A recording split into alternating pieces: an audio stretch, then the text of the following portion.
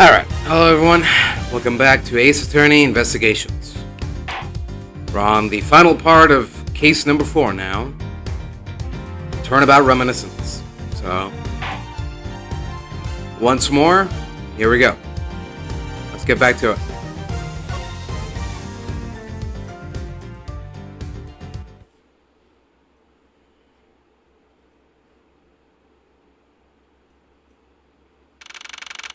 September 10th, 5:45 p.m., District Court, Defendant Lobby number 1. What is this incredibly overpowering sweet scent? It smells like flowers. Uncle Bad, is this it? Isn't that Detective Bad and Kay over there? Looks like she managed to escape the beta. No, that's not quite it. Oh, too bad, but it's so pretty. I think you're still a bit too young to be wearing that. But since you found it, I guess I can let you keep it. Thanks, I'll treasure it always. Those two seem to get along rather well. Oh, here, I've got something else for you. Yay, thank you, Uncle Bad. Earlier, I ate one of these with Gummy. Gummy? Oh, you mean Gumshoe? Gummy's sniffle. He was trying to be nice to me because I was gonna get in trouble. And then he got in trouble because he lied to protect me.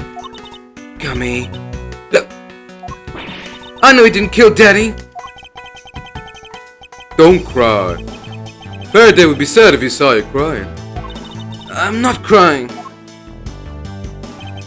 Good.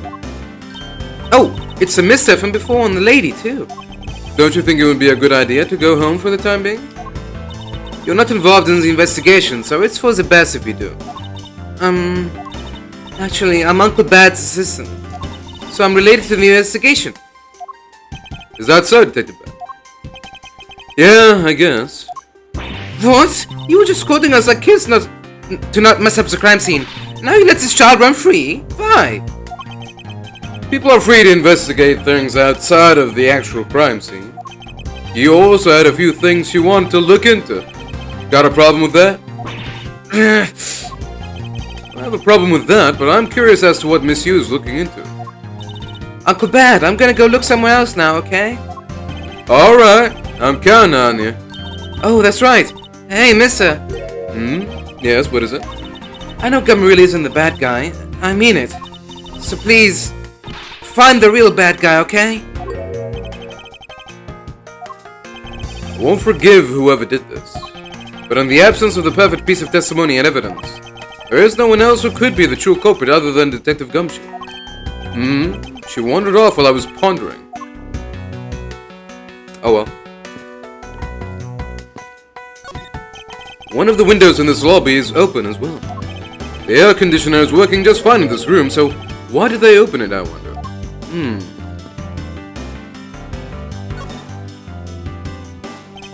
That expensive painting is ill-suited to be hanging on the wall of this room. I wonder if a guard detail should be placed on it. Why do you say that? Well, a desperate low-paid detective might make off with it someday. You never know.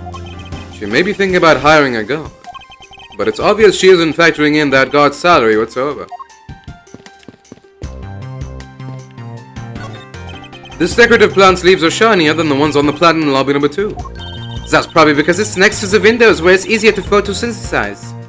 You may be right. Plus, the curtains are always drawn in lobby number 2. The caretakers of this courthouse don't think enough about the plants, do they? That's because they're the courthouse's caretakers, not a bunch of botanists. Bunch of damn hippies. I can see down into the courthouse courtyard from here. What is that mess supposed to be? It's like an optical illusion. I believe it's supposed to be postmodern in design. More like thoughtlessness in design. I can't disagree there. This television is the same model as the one in Defendant Lobby number 2. Looks like the two rooms are basically the same in terms of layout and supplies. Yes. The two rooms are basically the same, huh?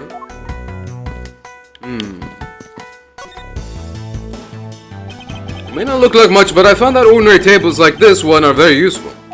I think it's time they bought a new one. I wonder if they will replace this table if I hit enough with my whip. Much too heavy-handed method if I ever saw one.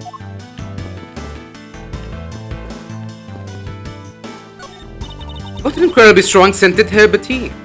I fear that more than being relaxing, this scent might make one a bit heady instead. You put in a special request for that. No wonder she's so violent. She's been drinking this stuff the whole time. Neither woman should be allowed to comment on this particular topic. Ever.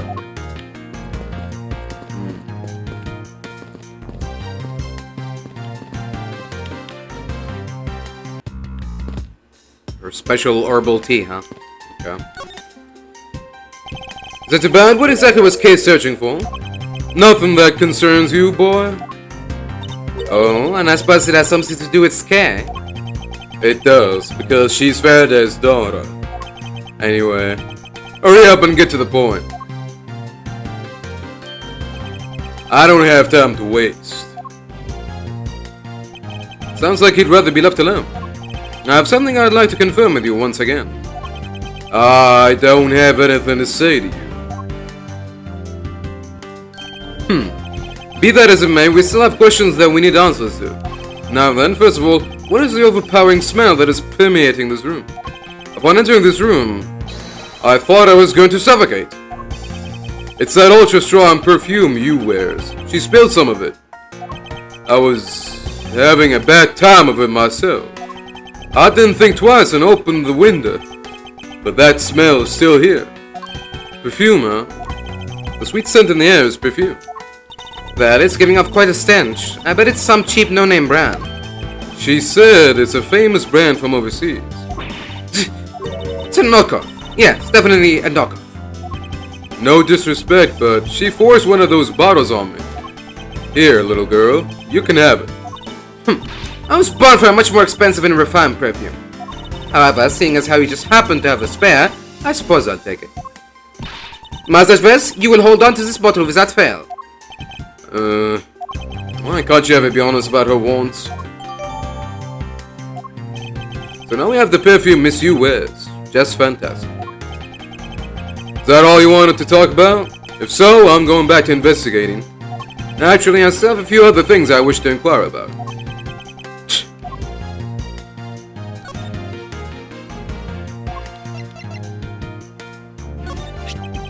I'm not a big fan of perfume. So, exactly what kind of relationship do you have with Miss Yu? Like I told you, we're connected through the victim of the KG-8 incident, her younger sister. I was supposed to protect her, but I failed in my duties. Just another pathetic detective. After that, Coach is not guilty verdict. Sparked our pursuit of the case. Me as a detective and she as a lawyer. In other words, they're still working together. Just as I said, I have nothing further to add. But if there is one thing a detective honors, it's that. It's that you must have confidence in and take responsibility for anything you say. That's what it means to be a detective. In other words, you're just another stubborn horse, aren't you, detective?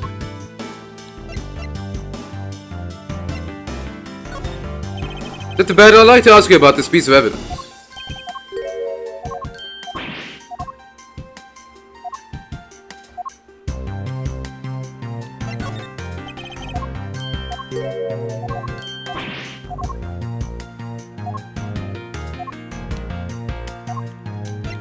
Alright, have your way, detective. So, you were in this room the entire recess? Like I said, I made a call to the precinct to get that big lug down here. But other than that, I was waiting for the recess to end in here.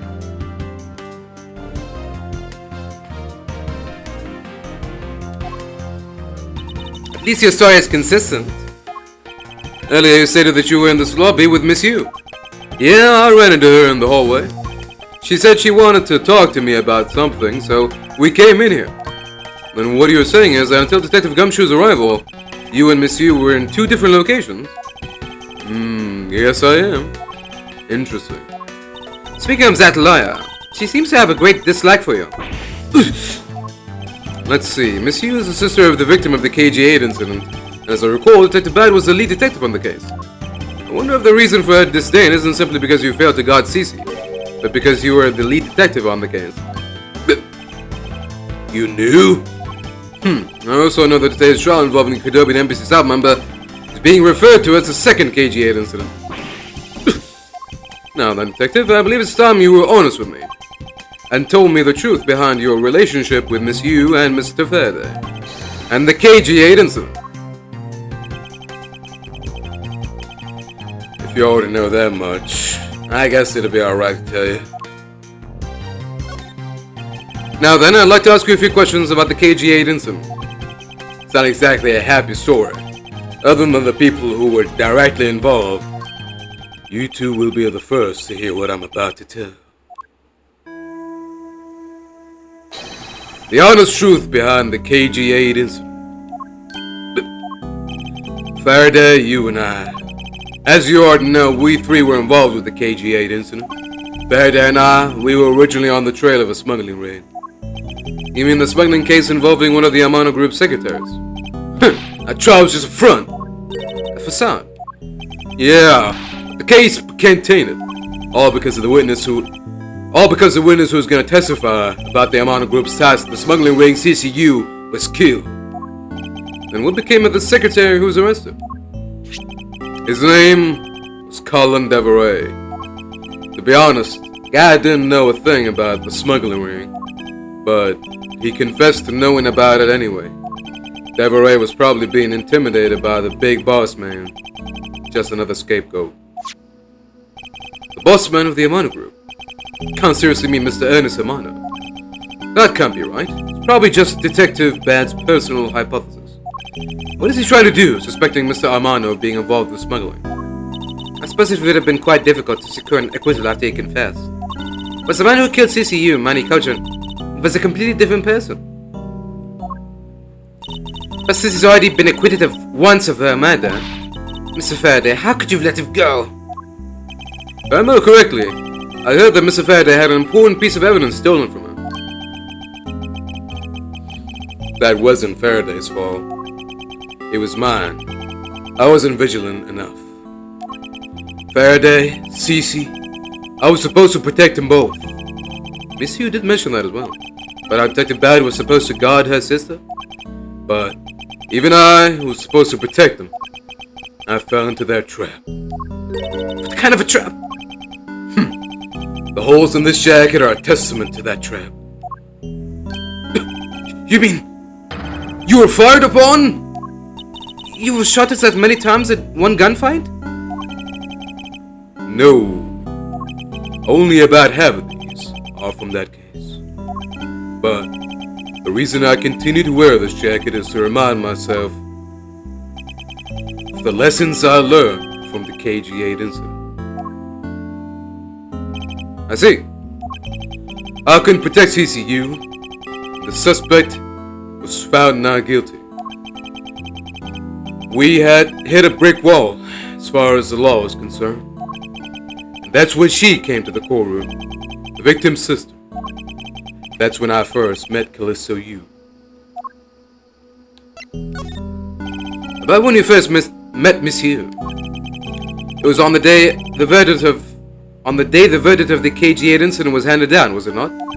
Yeah, Faraday and I, we apologized to her from the bottom of our hearts. It was all we could do. But just saying you're sorry won't bring my sister back, she said. And then she gave me a harsh slap across the face. Well, she certainly had a lot of self-control to stop at just a slap. If it was me, not even 100 lashes would have been punishment enough. I suppose not. You said it herself. She never wanted to see either of us ever again. But after that, you've seen her many times over, correct? Yeah, Faraday and I. Even after the KG8 incident had come to a close, we continued to hunt down the smuggling ring, got involved in a variety of cases. But it was no use. We cracked so many different cases, but the result was always the same. We couldn't find the real mastermind behind the ring. Is the ring really that big? It was in the pursuit of the ring that we met you once again. It was during another trial related to the smuggling ring. Faraday was the prosecutor and I, as the lead detective, took to the witness stand. She appeared out of the blue as the defense attorney. Her client was related to the smuggling ring and she was defending them. Yeah. You was pursuing the ring as best as she could as a lawyer. I think she defended Rel this time for the same reason. Come to think of it, Miss Yu did say something to the same effect. I have my own agenda. I'm so not for leads regarding the KG8 incident, alright? And for that you have not a single qualm about defending a known killer? Don't put words in my mouth. I said no such thing. The only way I had to get close to Mr. Rel was to be his lawyer. I had no intention of covering for him, ever. So don't you dare suggest I was going to. Doesn't matter what her reason is. Helping a criminal is just despicable. You're so naive, little girl. I could have stolen this lollipop from you. That's how naive you are. How dare you insult the daughter of Von Karma? Just like us, you felt that she had hit the limit of what the law could do. That's all. The law is merely a tool. There is no limit to it, only the skill of the craftsman. You two are still too young. One day you'll know what I mean. But enough sidetracking. What matters is that we met you again in pursuit of the smuggling ring. That's all. Huh?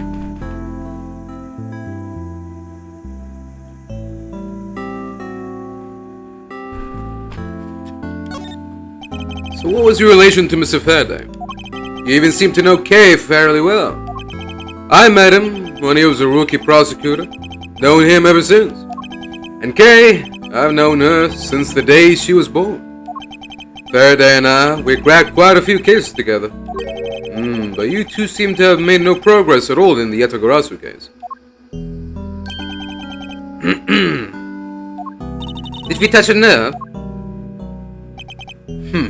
I only have one thing to say to you. No one knew more about the Yeaeaeaeaeaah than me and Faraday. That's why I was called upon to testify in today's trial. To prove that Rel was not the real Yeaeaeaeaeaah. Which I would have done if he hadn't turned around and accused Faraday. After the accusation, I was asked to testify, but this time to prove or disprove the accusation. But I guess I won't be doing that either. I sense that there's more to that statement than meets the eye. Perhaps a bit more digging into the Yeaeaeaeaeaah is what's necessary. You claim to know much about the Yeaeaeaeaeaah. Would you care to share what you know with me? What you two should be looking for right now is proof of murderous intent towards Faraday and Rel. I agree, which is exactly why I'm asking you about the Yeaeaeaeaeaah. What? The KG8 incident and the second KG8 incident. Both of these cases are tied to the smuggling ring. And in both of these cases, the witness who was to testify about the ring was murdered. However, there's one point in which they differ. And that is the presence or absence of the great thief Yeaeaeaeaeaah. Mr. Rel claimed to be the Yeaeaeaeaeaah, however, in the middle of the trial, he suddenly declared Mr. Faraday to be the real Yeaeaeaeaah. Then, during the recess, they were both killed. Don't you find that to be the least bit odd? West, stop beating around the bush and just spit it out already. I believe that there must be some reason that the two men suspected of being the Yeaeaeaeaeaah were both killed at the same time. A reason? Huh. And so, in order to catch Mr. Faraday's and Mr. Rel's cold-blooded killer, I feel that I need to learn as much as I can about the Yeaeaeaeaeaah. If it will help you solve this case, then I'll tell you the reason why we've never caught the Yeaeaeaeaah. What was that sudden outburst for? You almost made me whip you by accident. Go! Still accidentally whipped me anyway. There are three main reasons why the Yeaeaeaeaeaah will always be one step ahead. First, the Yeaeaeaeaeaah always knows the exact location of the target object. Second, the Yeaeaeaeaeaah always knows exactly how to disarm the security system. Third, the Yeaeaeaeaeaah doesn't leave a single shred of evidence behind, ever. I see. So those are the Yeaeaeaeaeaah's special traits. Sounds like an incredibly elusive seed. The Yeaeaeaeaeaah has never been caught on tape, never tries to draw anyone's attention, and would never do something as lowbrow as commit murder. That's how I knew that Rel wasn't the real Yeaeaeaeaeaeah right away. You can't use that sort of logic on its own to prove that he wasn't. Listen, little girl, I'm not done talking yet. What's different about this time was that evidence related to the smuggler ring was sent to the police, and the sender was none other than the one who infiltrated the Kodopian embassy. Yeaeaeaeaeaah. Yeaeaeaeaeaah sent the evidence. Until now, the Yeaeaeaeaeaah would always publicize any corrupt dealings through the mass media. But not this time. The evidence this time was something only Faraday and I, and a select few others knew about. In that case, how can you be so sure that it was the Yeaeaeaeaeaah who sent it? That's easy. A special card that only the Yeaeaeaeaeaeaah uses was attached. That's how I can be so sure. Just what sort of card is it? Here, take a look at this article. Whenever Yeaeaeaeaeaah wants to publicize something, a white card is sent along with the stolen information. But when we questioned Rel about what was sent along with the white card, Rel had no idea what it was. That's how Detective Bad knew that Mr. Rel was a phony. Thank you very much. I have a much better understanding of the Yeaeaeaeaeaah now.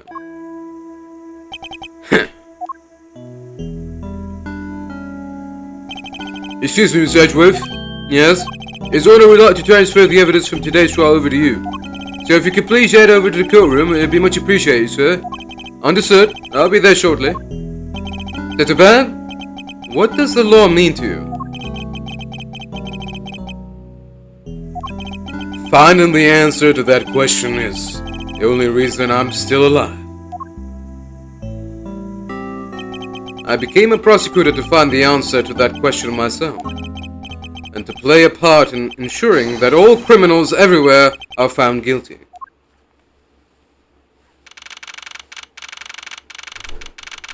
Okay then.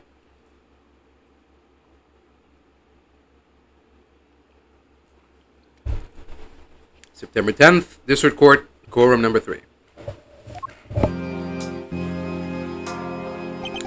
Oh, it's you, Mr. Edgeworth. Sigh. It appears that His Honor is still a bit dispirited. For the first time today, I experienced what it's like to stand at the witness stand. Sigh. I now have a greater appreciation just how hard it is to give testimony. There's no reason for you to be all depressed about it, Your Honor. As a judge, no one expects you to think about anything other than the verdict. Franziska, there is no need to further depress His Honor. I'm not trying to, Mars. Your Honor? Your Honor, I've come to collect the evidence that was to be transferred to me. Hey. Your Honor, the evidence... Your Honor! Oh! Yes, can I help you? I'd like to collect the evidence now, sir. Your Honor, do you think you can stay focused long enough to at least do your job? Yes, I'm sorry.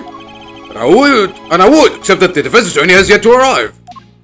She is busy with the investigation, so let's keep this brief, shall we? Very well, in that case, please confirm that all the pieces of evidence are present. Furthermore, the evidence that was used in the murders of Mr. Faraday and Mr. Rowell are also included, so please go ahead and use them in your investigation to their case. Understood, Your Honor. These are evidence that were used in the murder of those two men. This could be a very good chance for me to find new leads regarding their case. Maybe even something that will finally lead me to the truth. I've placed all of the evidence over at the prosecutor's bench for you. I see. Thank you very much. I will go and confirm that they're all accounted for.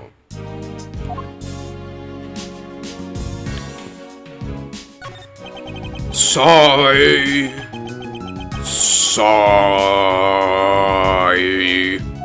It would appear that the judge is still a bit dispirited. Stop that! You're being so depressing! You should listen to her, Your Honor, before things go from bad to worse. Although, it can't really get much worse for him, other than to be whipped by her. Alright. Sorry. It's getting a little too hot here. I gotta turn up the AC. I'll be right back.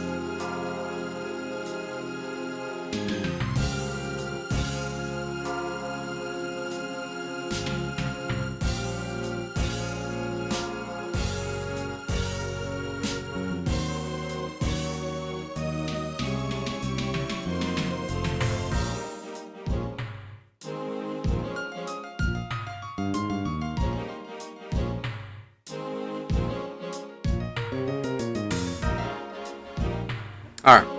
Sorry about that. We're back. Whew. Alright. Let's get back to it.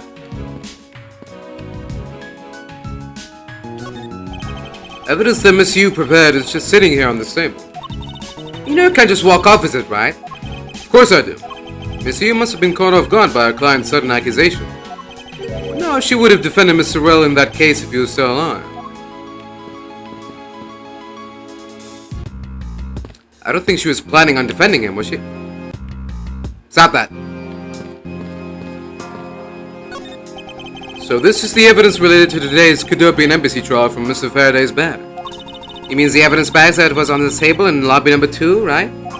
Yes. Finally, we can now take a look at the evidence itself and not just data about them. Let's be sure to thoroughly examine them while we have the time. Agreed.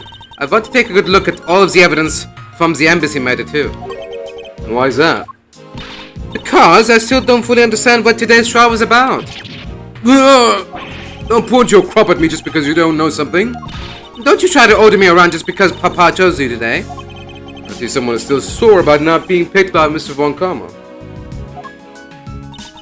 It's also real to see the knife up close. So, we have the knife, the gun, an envelope, and what's this organizer doing here? Oh, that's right. I completely forgot to tell you. About what, Your Honor? They found Mr. Faraday's personal organizer inside that evidence bag of his. Detective Bad requested it be passed along to you. He said it would help the investigation. Detective Bad said that. What a strange stroke of luck. What a strange stroke of luck.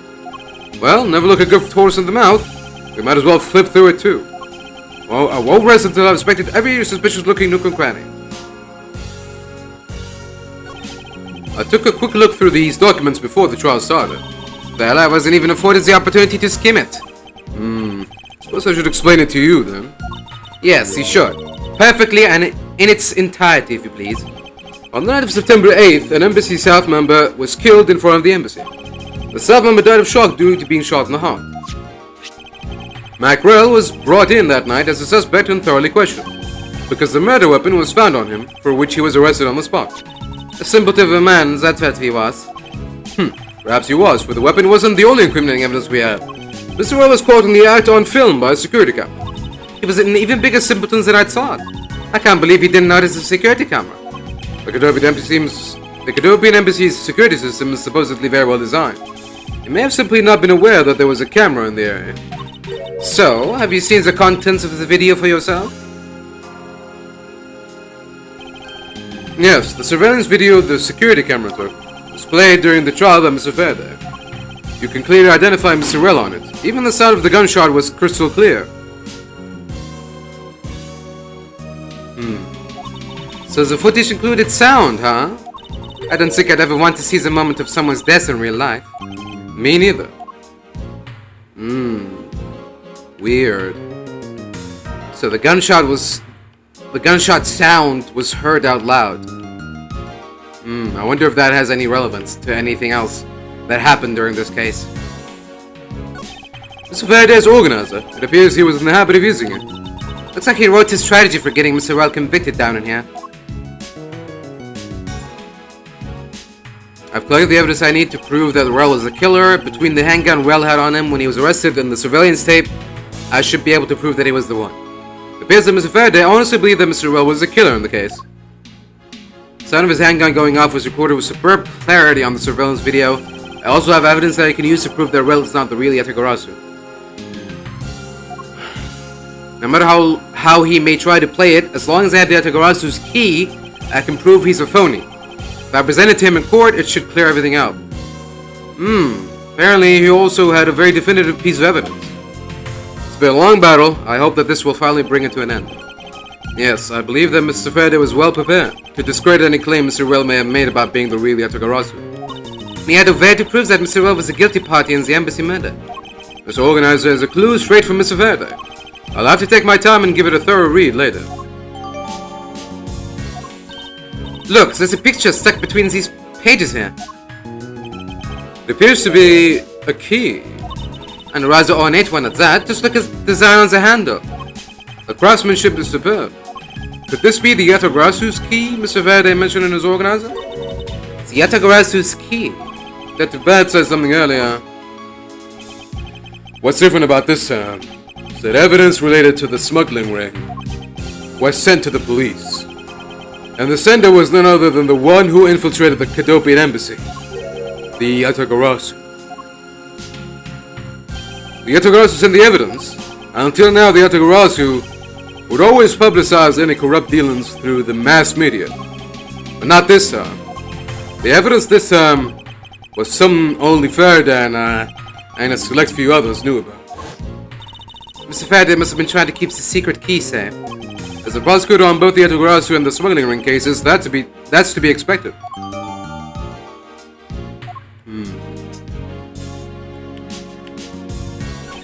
This gun, it was originally used to kill the Cadopian embassy staff member.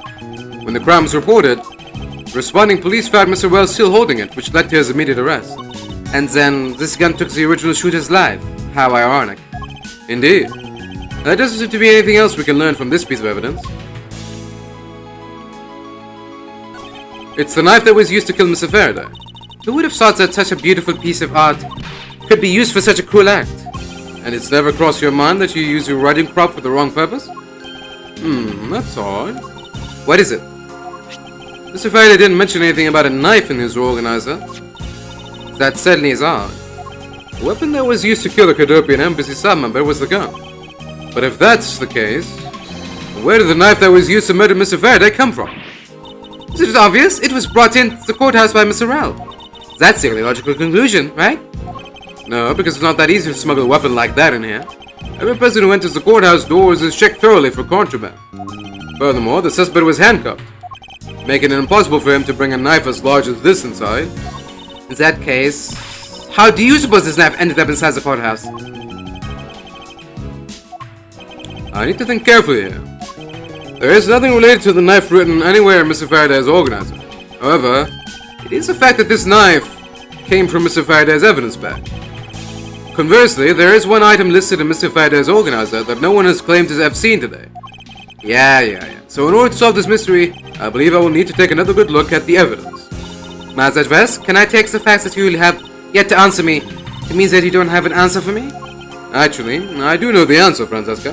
What? Then what is it? One of the pieces of evidence we've been holding has been hiding a secret of its own. And it was through this piece of evidence that the knife was brought into the courthouse. Take that! This Yeaeaeaeaah's key Mr. Faraday mentions in his organizer. This is how the knife was brought in the courthouse. You're not making any sense, Mazaj Vest. You just need to look a bit closer, Francesca, to see what I mean. Don't the color and ornamentation of the key's handle remind you of anything? They do remind me of the knife. Very good. Both the Yeaeaeaeaah's key in this photo and the murderer's knife have this very unique design on their handles. Furthermore, even though Mr. Faraday mentions the Yeaeaeaeaah's key, the only object we found at the crime scene was the knife. You don't seriously mean to say... It appears that you finally caught up. And yes, I do mean to say that these two pieces are, in fact, one and the same. But that's impossible! Even if that is what you believe, we should still investigate this possibility. Now then, let us examine this knife in a little more detail. It's the weapon that was used to kill Mr. Faraday.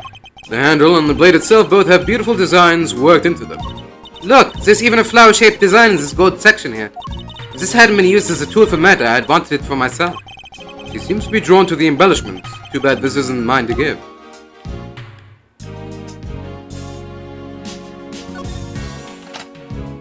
Oh! I can't believe it turned into a key! To think there was such a trick to this thing. So the weapon used to kill Mr. Faraday is actually the key, the Yeaeaeaeaah's though. This piece of information is more critical than anything we've learned up until now. Frankly, I'm shocked. Mr. Faraday only mentioned the key aspect of this piece of evidence in his organizer.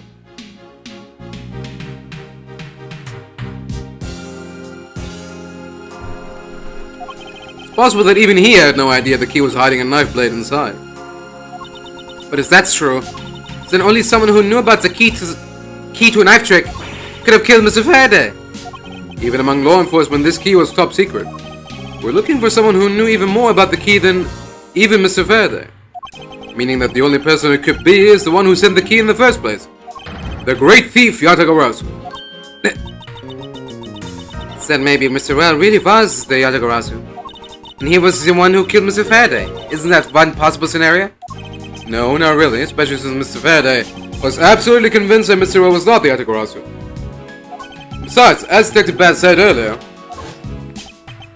but when we questioned Rel about what was sent along with the white card, Rel had no idea what it was. I see. Alright then. I guess the person who knows the trick behind this key is someone else, and that person is the real Yeaeaeaeaeaeh. Seems that this key is truly the key to solving this case.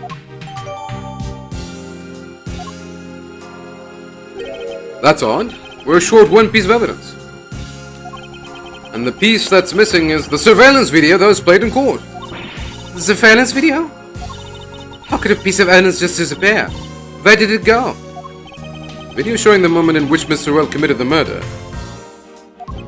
Where could it have gone indeed? Huh.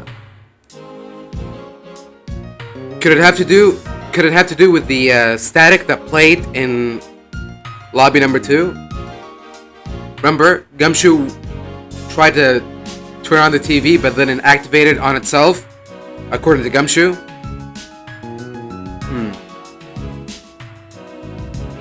Maybe because it was playing the tape? I don't know. Oh, Digivixen, hello? I don't know if you're still watching or not. Discover your channel, how are you doing? What do you think of young Franzi? I mean, she's pretty much the same Franzi, but, I guess, I don't know what to think. I mean, I think about her as much as I think of normal Francesca, just, you know, without the attraction part, obviously, because she's a child. Other than that, I mean, she's the same old Franzi. Are you done with your inspection of the evidence? Yes, I'm finished. However, Your Honor, I am missing a single piece of prosecutorial evidence. Your Honor, were you derelict in your duties? What? No, I did not lick my duties. What do you take me for? No, Your Honor, the most important piece of evidence in today's trial, the surveillance video, is not amongst the evidence you laid out for me. But I brought Mr. Faraday's whole bag with me from the crime scene. Maybe the tape is still somewhere at the crime scene. There's something wrong here. Something about this missing piece of evidence. It would appear that for me to find the answers I seek, I will have to pay another visit to the scene of the crime defendant lobby number 2. Yeah. What? What is he doing here?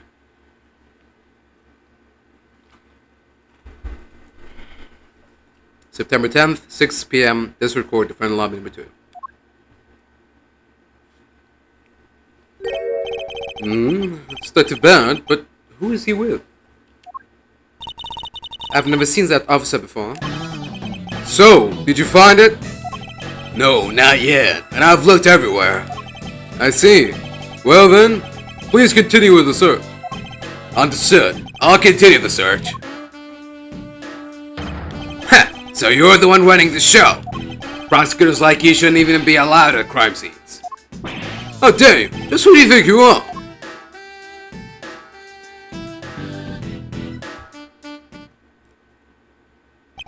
What was that all about? And who was that man just now?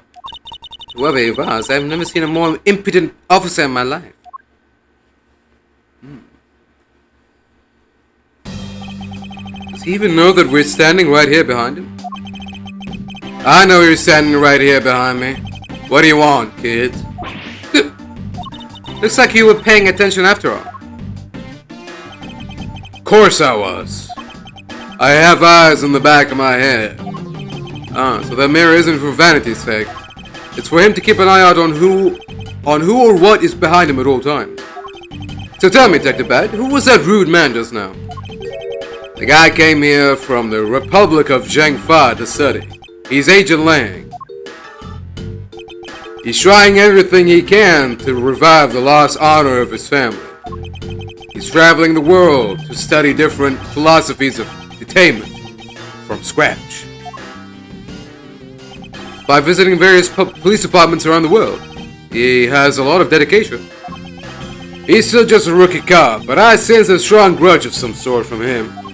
The guy's more useful than Gumshoe, even if he's rude. Well, he sure has a lot of guts to come to this country and give prosecutors a hard time. I agree. However, I can think of one young lady that same also applies to. Anyway, what was that agent looking for, Detective Bad?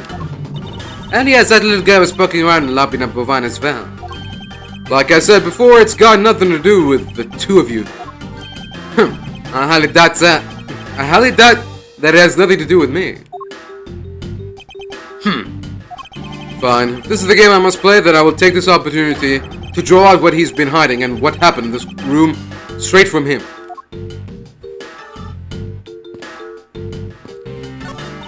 So that is one tiny TV. Detective Gumshoe was rather shocked at this and said it is huge compared to his own. Ha! Anything you compare with something he owns will always seem grandiose. Speaking of grandiose, I say that ego of yours could use a little deflating.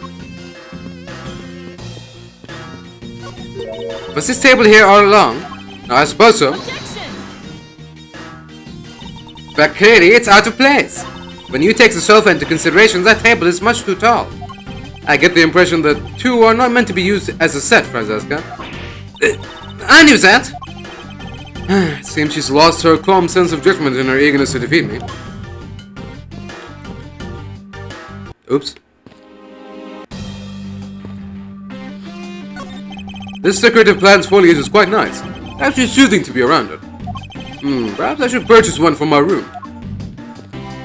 I wonder if the killer used these plastic bags in a flash of inspiration. Is that detective? I somehow doubt he's that quick-witted. So you're saying that this crime was thought out in advance? Is that detective? I somehow doubt he's capable of making such a complex plan. Francesca, when will you learn to take responsibility for your statements?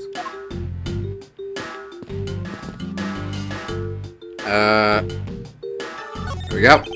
You must be tired, Francesca. Can't you take a short break on that sofa? Surely you just me? Sit on that tiny, dirty, disgusting thing? But that detective said he could sleep all 25 hours of the day on this.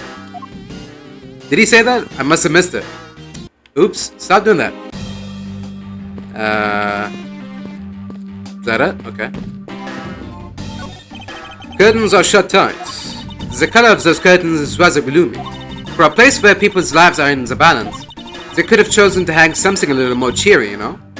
I know, however, I think the designer had more things to think about than the lobbies.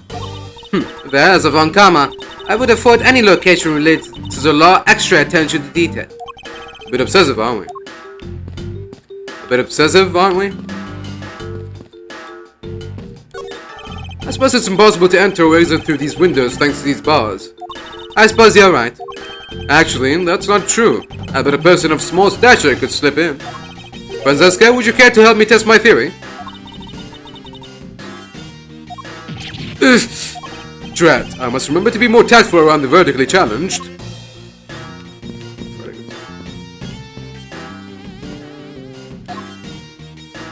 Yes, what is it? Looks like Detective Bad is searching for something. Indeed, I'm curious as to what it could be myself. Maybe I should just ask him.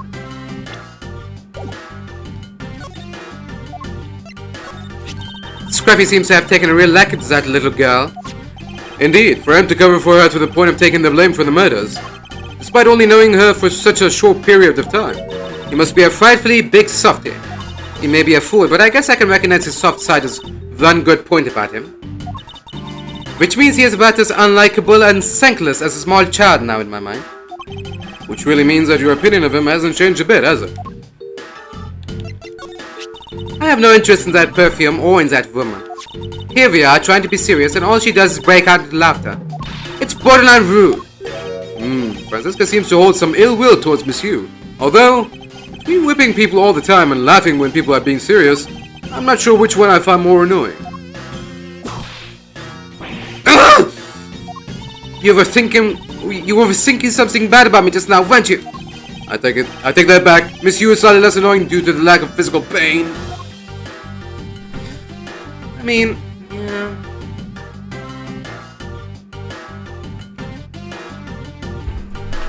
To be fair, how much damage can come from a 13-year-old girl hitting you with a riding crop compared to being laughed at? I feel like that's more like psychological damage compared to getting hit, which is a little bit of pain, but that's it. That's just me.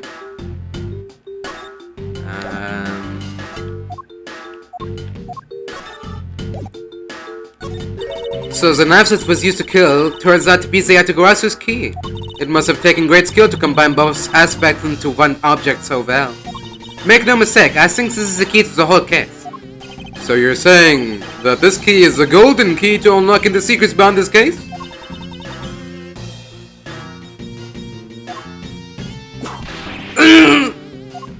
No lame puns in my presence. Perhaps I was just a bit too corny. I was wondering, what do you think of this piece of evidence? Asking people for help is breaking the rules, Miles. Now it's breaking the rules. Okay. What else can we add? Looks like some sort of exchange diaries that girl shared with her father. But I like that girl and I, because they're both admirable prosecutors. We look up to our fathers. The only difference is that her father is now dead. My father, who's the anchor of my life, would die. I don't know what I'd do. You needn't worry about that. Even if he were to be killed, Mr. Von Karma's spirits would still go on living. Don't talk about Papa like he's some sort of ghost. That was supposed to be a compliment. I mean, he's about as pale as a ghost. It's pretty much there already.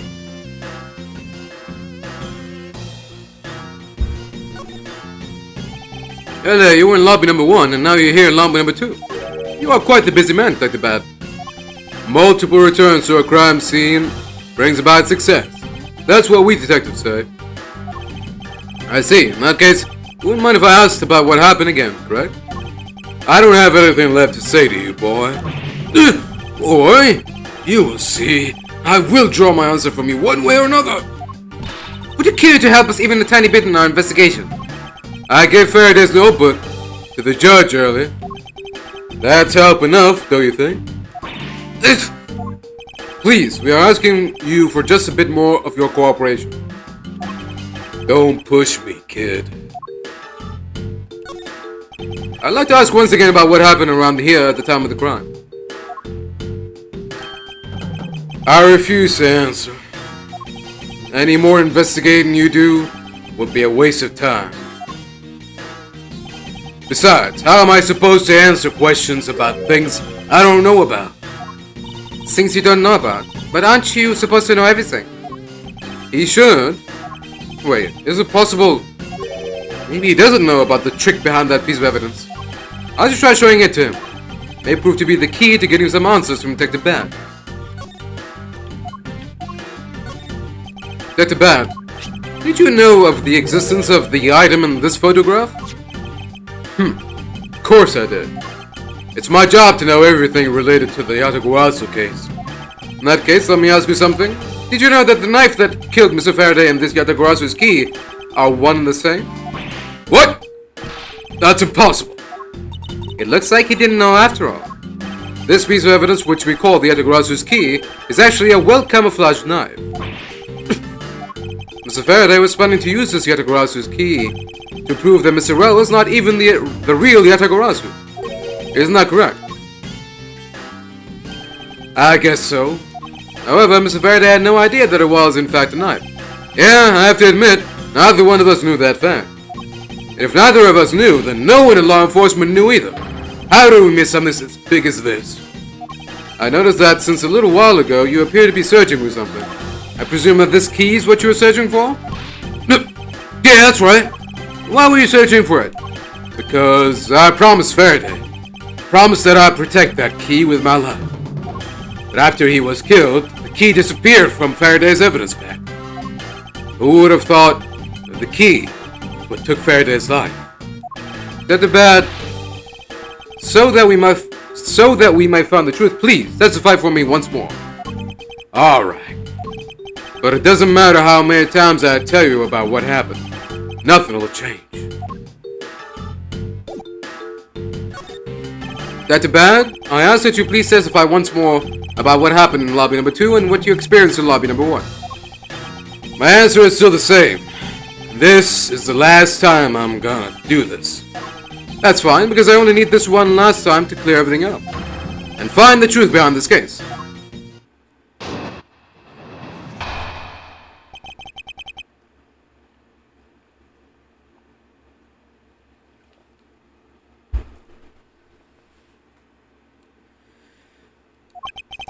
I was in lobby number 1, talking with you.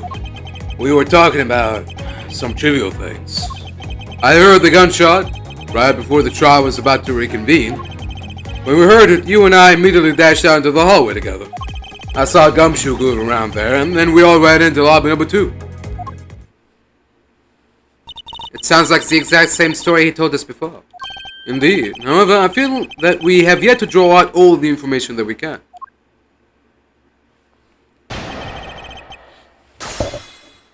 Alright, let's do it then. I was in lobby number 1 talking with you. Hold it! Why did Miss Yu choose lobby number 1? Answer me! Who knows? She just said that she had something she wanted to talk to me about. And we walked into lobby number 1 together, that's all. So his answer remains the same as before, I see.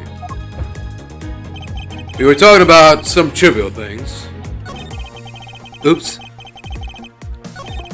Hold it! I was hoping you could expand on what exactly you were discussing with Miss Yu. Trivial stuff. It was nothing important. That's for me to decide.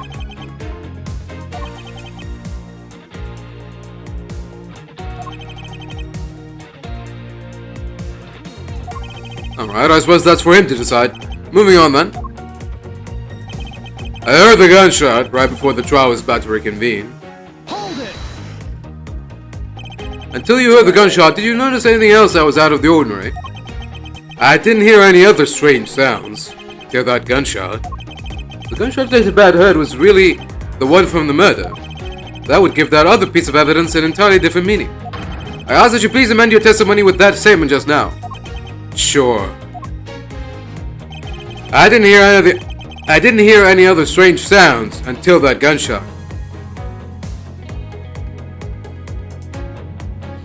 Okay.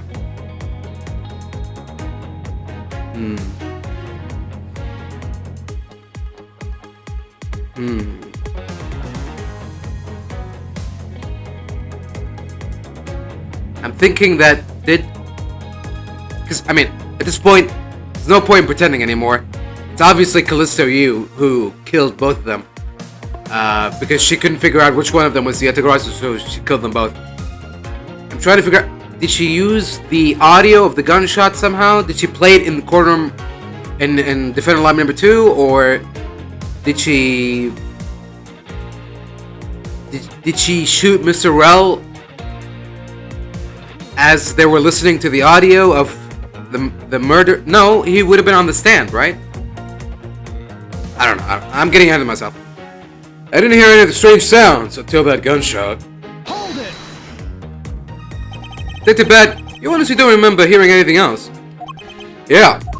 Is it possible you were so involved in your conversation that you missed something? I've been a detective for a long time, and even if I were involved in something, I've got quite the habit of keeping tabs on everything that goes on around me. There have been some other strange sounds. You can be sure I would have heard it. I suppose with this detective, that's probably very likely. So the gunshot, when we heard it, you and I immediately dashed out into the hallway together. Hold it! And why did the two of you dash out into the hallway straight away? Because we clearly heard the sound of a gunshot. And we knew it came from somewhere nearby. And how did you know that it was a gunshot? In my line of work, you hear enough of them to know. I suppose it's only natural for a detective to know what a real gunshot sounds like. But given the circumstances, the only person I could think of whose life would have been in danger was Faraday. That's why I ran out into the hallway right away and headed for where he was. I saw Gumshoe going around there, and then we all ran into lobby number 2. Hold it! Detective Gumshoe was there in the hallway. Yeah. Why didn't you attest to that earlier? When I saw Gumshoe, it was after I had heard the gunshot. I haven't seen him then, didn't change the fact that he still could have done the deed. It sounds exactly like what Detective Bat told us before, however. Is there something in particular we should be asking the detective about? There just might be. No one knew that the knife is actually the Atagrasu's key. Reflecting on that, perhaps there are other things that we know now, but Detective Bat doesn't yet. Yes, that should be my angle of attack.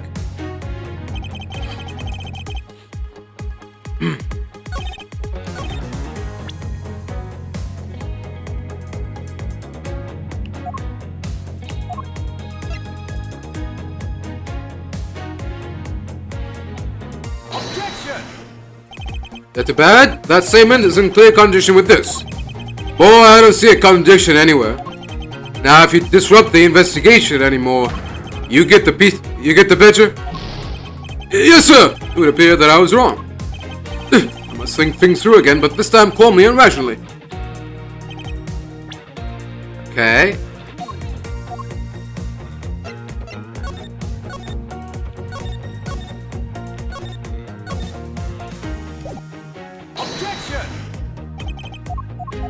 Oh, sorry. I would like to show the contradiction in your statement with this. And how will you do that? Because I can't see how you can. But you can't explain how you plan to do so in a way I can comprehend. Yes, well.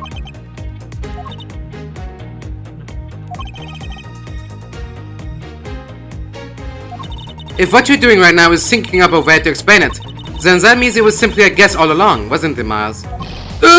She saw right through me. Can't keep this up. I will wind up losing the truth if I continue this tactic.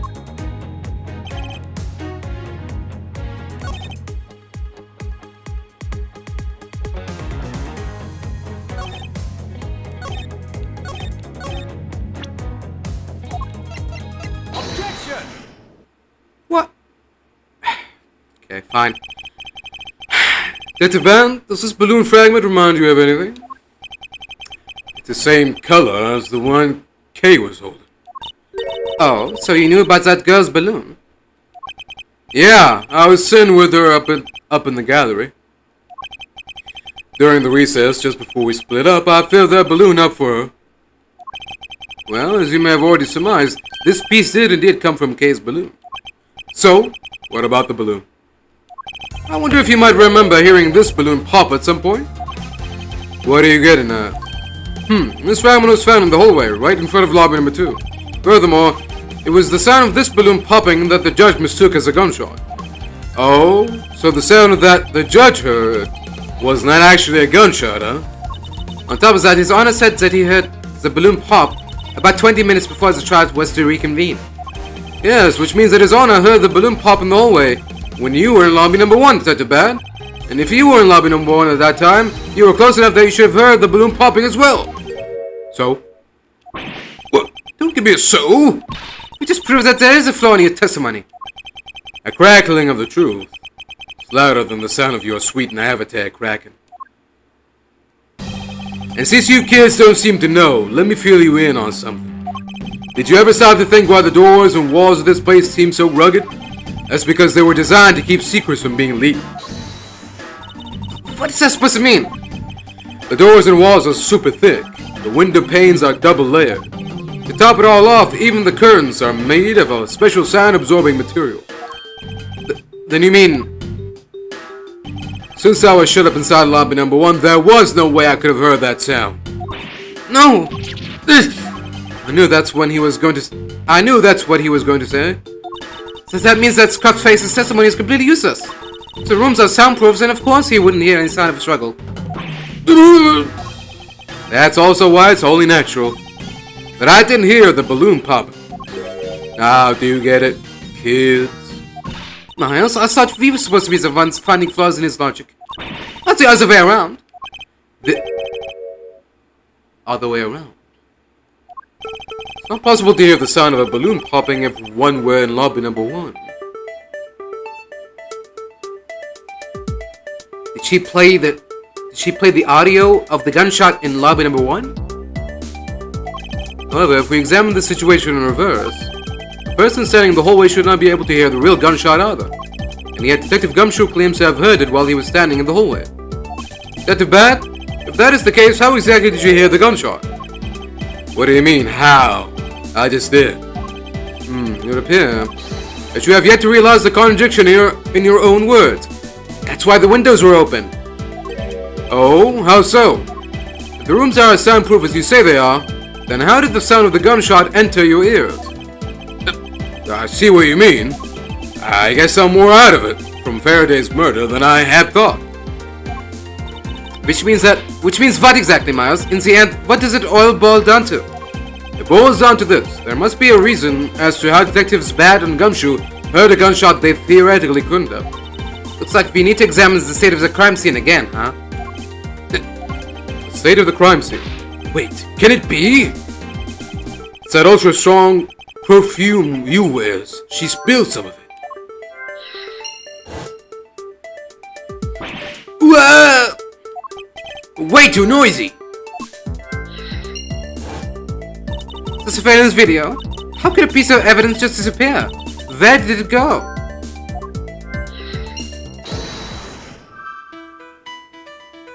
Yeah.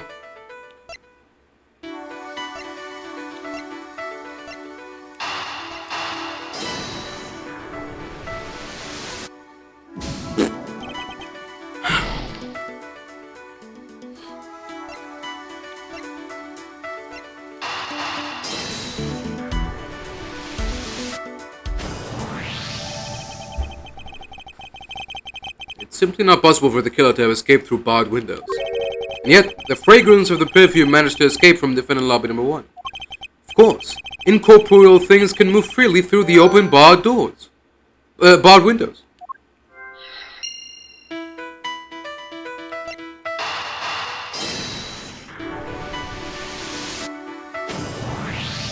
Now then, what else besides a smell can go both in and out of an open barred window? The answer is sound. So no matter how careful the killer was, if the windows were open, the chick would be up. And since the windows in both defendant lobby number 1 and the hallway were open, that explains how the sound of a gunshot could be heard in both locations.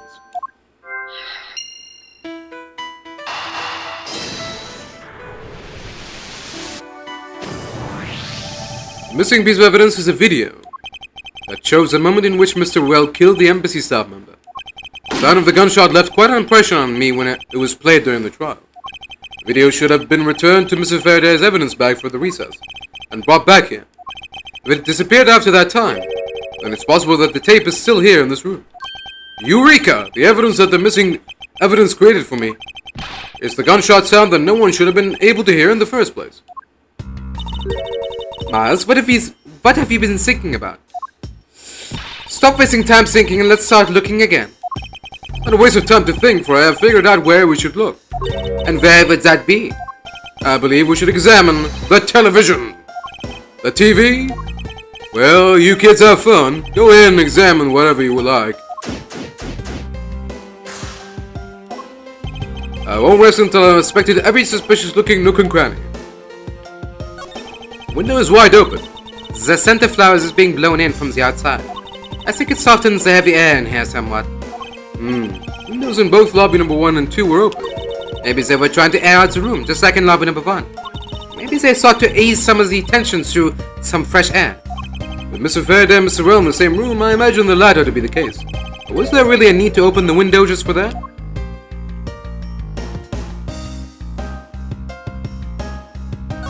It's a video player, and there seems to be a videotape inside. It looks like it. The tape must have stopped on its own when it reached the end. This tape? Could it not be the missing surveillance tape? I suppose, but... Detective Bad, would it be alright with you if I verified the contents of this video? Sure, knock yourself out. Alright, then let's rewind this and see what we have. If I remember correctly, the footage of Rell killing the embassy staff member should be at about the 30-minute mark from the start of the tape. Understood. This should be about right. This should be about right. Now then, let's see. This is the footage of Mr. Rush shooting the embassy staff member. I knew it. The missing piece of evidence, the surveillance video was here all along. This sound. What's the meaning of this? It appears that Detective Bad has figured out the true source of the gunshot you heard. With this, I think we can figure out the trick behind this double murder. Do you mean that you figured it all out then? Yes, all I have to do now is show what the gunshot detectives Bad and Gumshoe heard was, and through where they heard it from. Fine, in that case, show me what you've deduced. Now to show what the gunshot detectives Bad and Gumshoe heard was, and through where they heard it from. Or rest until I've inspected every suspicious looking nook and cranny. Earlier, when Detective Gumshoe touched this, it made a most terrible racket. You mean when Scruffy turns the television on, right? Actually, come to think of it, I don't think Detective Gumshoe actually touched the television at all. Furthermore, it seemed more like when a video feed suddenly stops. At least, it did to me. I wonder why that is. Is this spot somehow connected to any of the evidence I hold?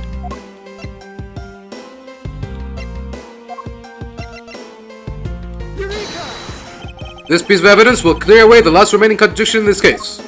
Mars, I believe that piece may actually be proof of a different loss of sorts. It proves that today will be your last day as a prosecutor. It appears that I've made a mistake. However, I know that the last riddle and its answer lies somewhere within this room. I need to calm down and think it through once more. Oh. Someone left this video on play as a hard time, huh? I suppose so. Other than the killing, there's hardly a sound on the rest of the tape. So why did the television make that loud noise when Scruffy got near it? That's probably because the tape had run out and stopped its playback. What just bad luck that detective has the worst timing in the world, too. Someone purposely left this video on play. The question is why?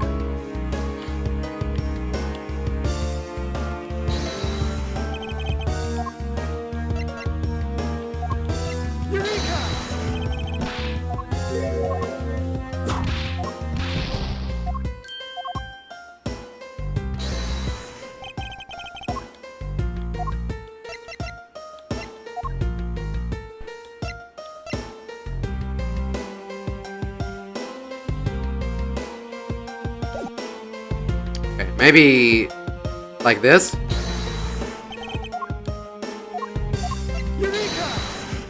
Ah, okay. If the door and windows to the crime scene, namely this room that we're in, were closed, the killer could have used the gun and no one would have been the wiser.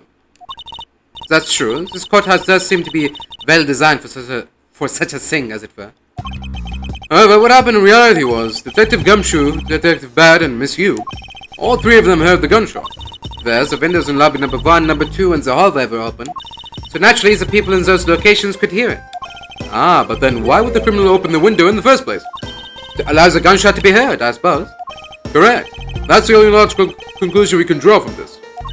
But why was that necessary in the first place? I want a real answer, Miles. I demand satisfaction. Very well, I believe that the killer wanted to manipulate our perception of a certain fact. What was it that the killer wanted to manipulate our perception of? The killer wanted to fabricate the time of death to their precise wishes, and they used the gunshot in the surveillance video to do so. So that's why this tape was left running. You mean the gunshot I heard was from this video? Yes, which means that the murders really occurred at an earlier time than we thought. It's been during the recess, but before Detective Gumshoe was on guard duty, someone who has no alibi for that time period and planned this crime out in advance, that person was the real killer. Oh, okay. There you go.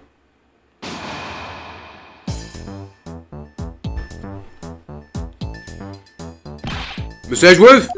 Yes, what is it? Miss Yu's asking for you. She's in the courtroom. She said that she's identified the murderer, but that she wants to clarify something. Looks like Miss Yu is still investigating something. Understood. Please tell her that I will be right over. I'll come along. I'll come along. I want to hear what she has to say. It would appear that the time has come to uncover the truth. To be continued.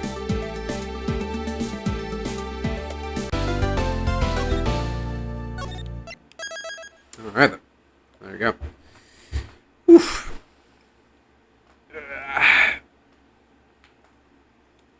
It's time for the final showdown. Okay. Let's see here.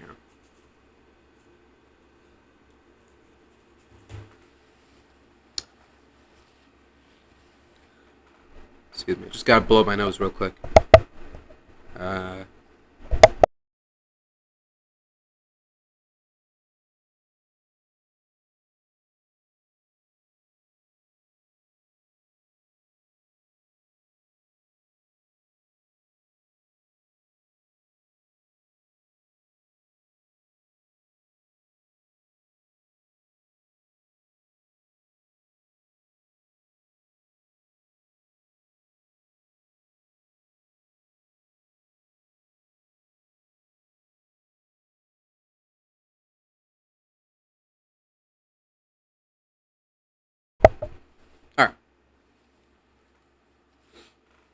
Think I'm good now? Good to continue? Whew. Sorry about that. Okay.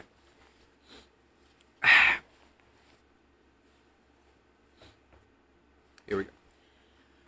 Let's do this. September 10th, 6:15 p.m. District Court, Quorum number 3.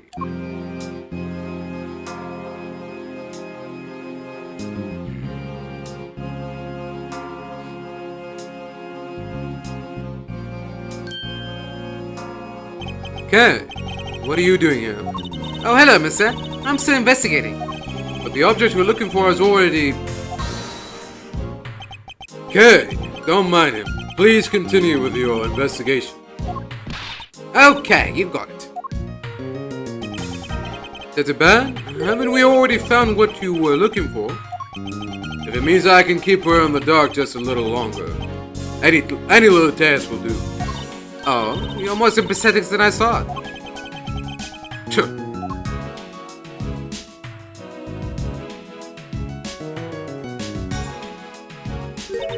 I've been waiting for you, Edward.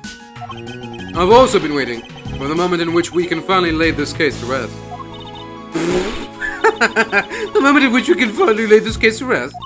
Wasn't that when we placed Detective Gumshoe under arrest? I think we've more than solved this case already. Don't you? Let's see. It all depends on whether or not your logic holds. Oh, I see. We even have a viewer in the gallery. And why even Mr. Bad is here? A viewer in the gallery? I'm hardly just a bystander. I have a duty to see this case through to the end. No matter how it turns out. Oh, is that right? Anyway, I thought you might like to hear what I've slaved away to find out. I've taken statements on every single person's movements during the time when our suspect was in the hallway. I also confirmed that there is no possible route of escape from lab number 2. Therefore, the killer must, without a doubt, be Detective Gumshoe. And that's all you have? Yeah, that's all there is to my conclusion. And this case? Sorry, but I beg to differ. In a trial, there is always time for a rebuttal, and we are standing in a court of law. It'd be more than appropriate to follow the rules of court in this case, don't you think? How absolutely like a rookie to think such a thing. But alright, I'll play along and give you a proper testimony. My logic is correct, then I've already won. All I have to do now is prove it by showing who the real killer is. Here we go.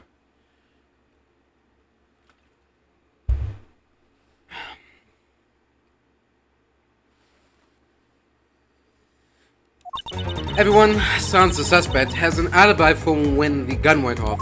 Furthermore, the areas around the crime scene have all been thoroughly investigated, right?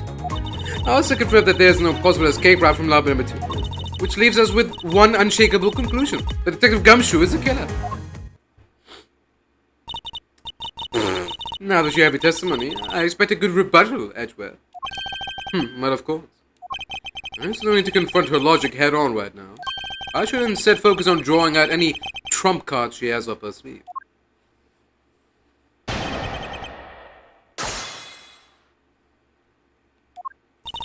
Everyone sounds the suspect as an alibi for when the gun went off. Hold it! The suspect? But I thought that Detective Gumshoe's alibi has already been proven. Are you joking, Edgeworth? I assure you, this is no joke. Look, I know you heard from the judge earlier that the detective was in the hallway with Mr. Faraday's daughter eating a Swiss roll. Yes, that is correct. But see, that was 20 minutes before the real gunshot went off, right? And the problem is, there's no one else who can corroborate what he said, what he did since the snacking. I see she's done her research well, which means that I should focus on drawing out whatever trump cards she's withholding. Furthermore, the areas around the crime scene have all been thoroughly investigated, right? Hold it! Whether they have been thoroughly investigated or not is for me to decide. The scrunched eyebrows and lines on your forehead are back. Anyway, even if you believe it hasn't been exhaustive, the crime scene, lobby number 2, has no way out other than the hallway Detective Gumshoe was standing in. And because he claimed to be there, that makes him the only possible suspect. But isn't it also possible that someone escaped through a window and into the garden? That's the first place everyone looked, silly. Police aren't a bunch of lazy bums. They looked into every possibility, you know. Isn't that right, Mr. Bad? Yeah. There wasn't a scrap of evidence to suggest someone used one of the windows. There also weren't any footprints or anything in the courtyard garden. I suppose they really did check everything that could be relevant to the case. They also confirmed that there is no possible escape route from lobby number 2. Hold it! Are you absolutely positive that there are no possible routes of escape? Of course I'm sure. And why are you so certain? This is a courthouse, the place where criminals are brought to be judged. If there was an escape route, I'm sure every criminal would be using it to escape. It's just common sense. Mine's that best. I'll just use a bit more of it in the future.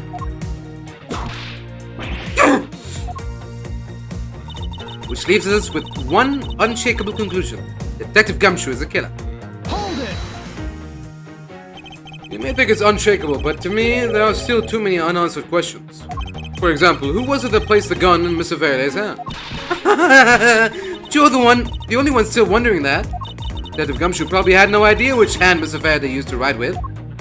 Even if you know someone, it doesn't mean you'll know which hand they write with, right? I mean, I certainly don't care about that sort of thing.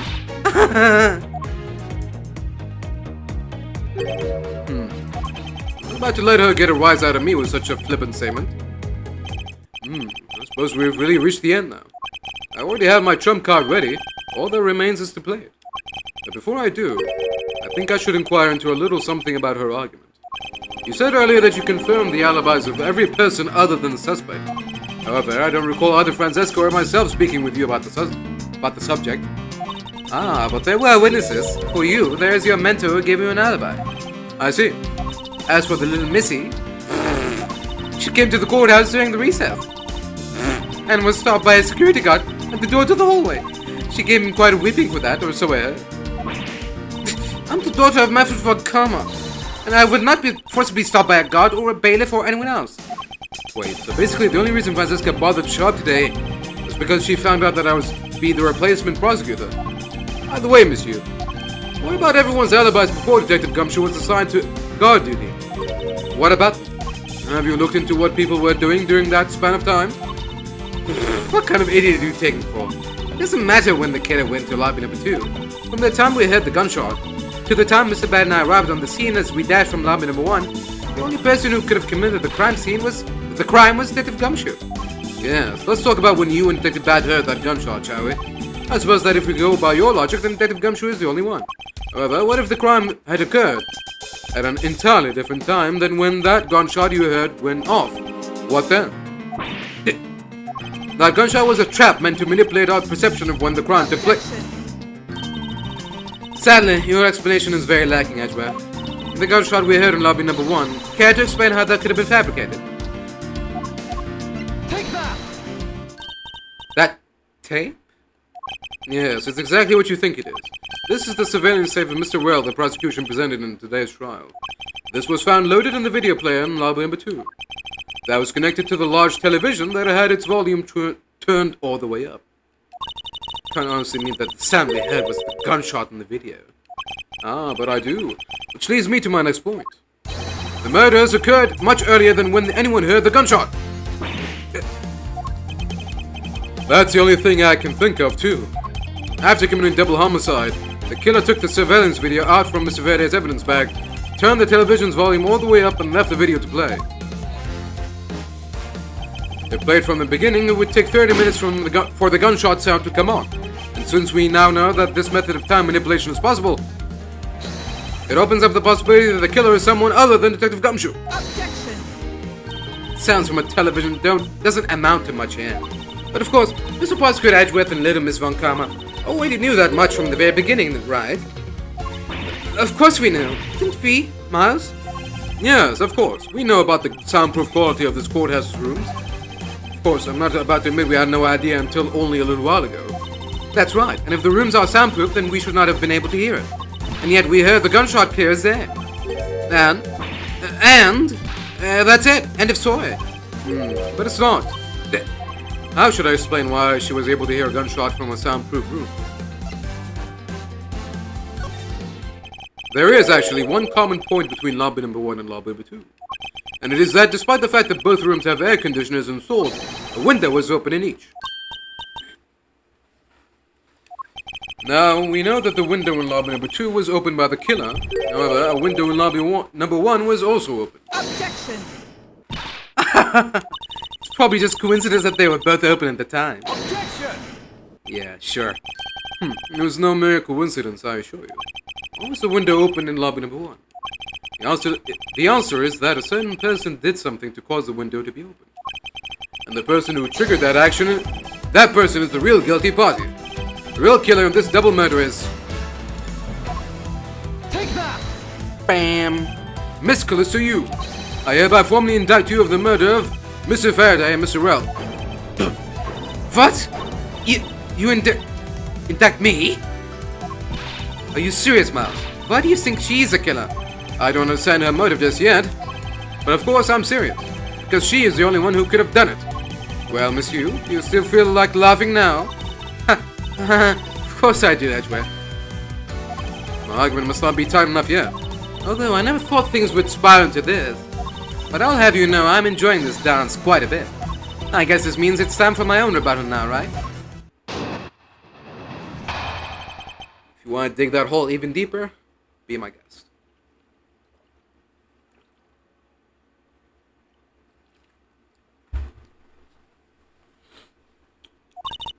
You argue that the window was open, however, you have proof it was I who did it.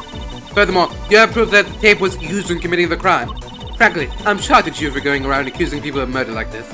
Especially with logic as full of holes as yours. Okay. This is where it really starts. I mustn't let my guard down for even a second, or the truth will blow away. Now is the time to put the patented Von Karma perfect proof to the test.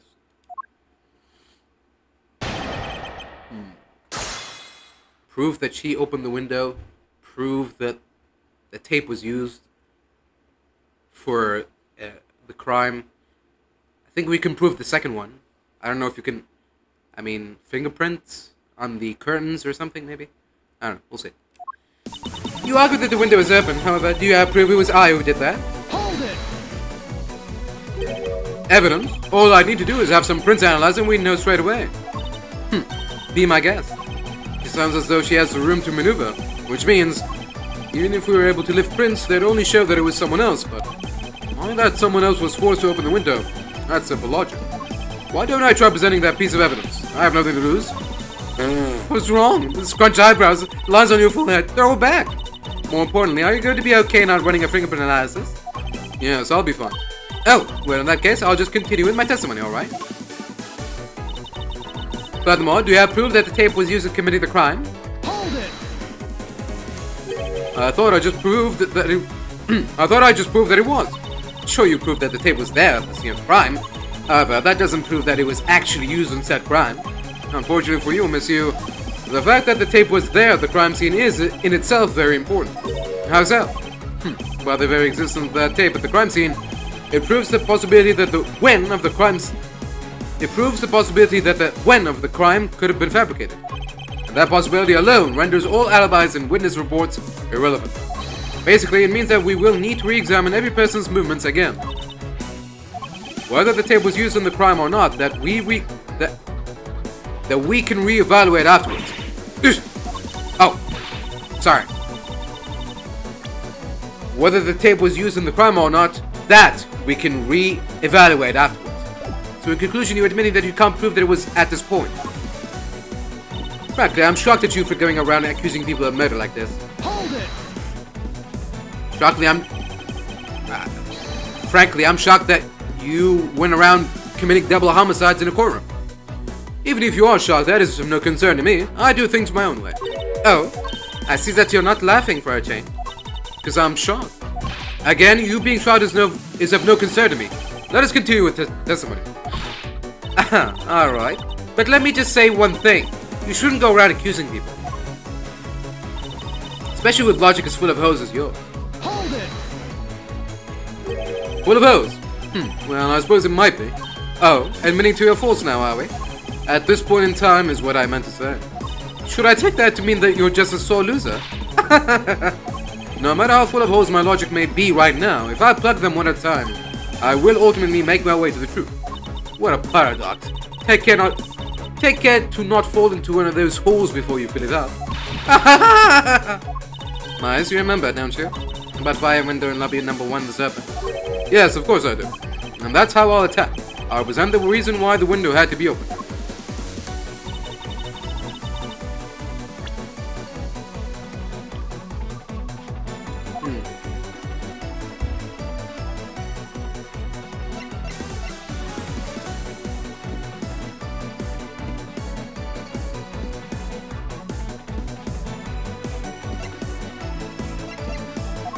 Really? Perfume? Sure, it's worth a try. Objection! Okay, there you have it. I'm sure you've seen this before, haven't you, Miss Hugh? Edgeworth, I never knew you into wearing that kind of perfume. It's not exactly what I'd recommend for boys, you know. What? This is mine? That's right, it's mine, and I received it from Detective BAWDYYY-AH. Miss Hugh, you can pretend all you like, but we know, and at least this much is for sure, that you are the one who gave this bottle of perfume to Detective Bad. And that yours should be easy to wrap up. So, what about the perfume? While you were in lobby number 1, you made a big show of spilling some of this perfume. That's according to Detective Bad.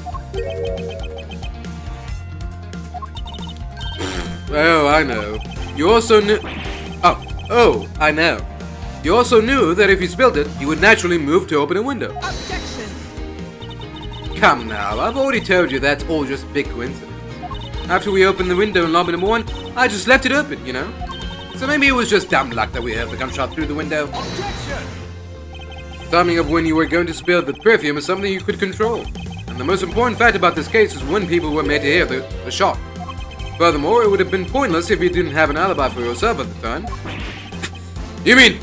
Miss Hugh, you are the one who called Detective Bad into lobby number 1, when you saw him bring Detective Gumshoe into the hallway. Is that correct? All of today's premeditated events could have only been thought up by you, Miss Hugh.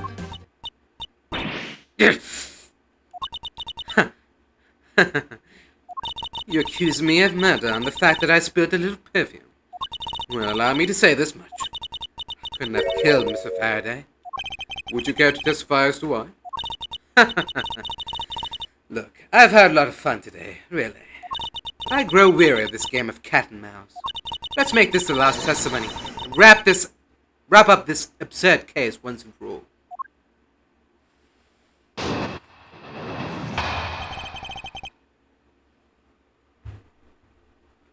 It's your funeral. Accusing someone of murder over a spilled bottle of perfume is a bit over the top. I suppose forgery of evidence is to be expected of a disciple of Bon Karma. In any case, it simply could not have been me who killed Mr. Faraday. After all, I don't even know where the knife that was used to kill him came from. Miles, her testimony is flawless. Yes, but no matter what sort of trick she may try to pull, she won't escape me. If I'm lacking in information, I'll just draw it out of her. Is she gonna reveal... she gonna somehow slip and reveal that she knows that the knife is a key or something? Accusing someone of murder over a spilled bottle of perfume is a bit over the top. Hold it! I think I already explained the significance of that earlier. You only confirmed that I did spill some perfume, but that's all. That you would accuse me of murder based on a simple spill. Don't you dare complain when I sue you for defamation of character. Do as you like, but as for me, I believe, you believe, I believe that you are the true culprit in this case. Nah, you're enthusiastic. Of course I should have guessed. I suppose forgery of evidence is to be expected of a disciple of Von Karma. Hold it! I formally request that you desist in your attack against my mentor. Yes, or we sue you for defamation. All I'm doing is saying the truth. Well, maybe more like spreading gossip. Although your adamant denials are, shall we say, just adding fuel to the fire. How dare you! Say such a thing! Calm down, little girl. Don't let her get to you. Oh, why'd you have to ruin my fun? Well, shall I continue? In any case, it simply could not have been me who killed Mr. Faraday. Hold it! And why exactly could you not have killed him? I was just about to testify to that. You're such an impatient man. I'm not really into that, you know, Edgeworth. Your preferences have no bearing on what is at hand. Feeling a little uncomfortable, are we? Objection! Miss you will desist in this tomfoolery and return to your testimony. And Miles, if you are going to lose your cool, then I won't show you any mercy. Ahem. Sorry. Miss Yu, please continue with the testimony. Sure. As I was saying, I couldn't have possibly killed Mr. Faraday. After all, I don't even know where the knife that was used to kill him came from. Hold it! At this rate, she will inevitably escape. But if she really was the one who killed Mr. Faraday, then she must have known about the existence of the knife.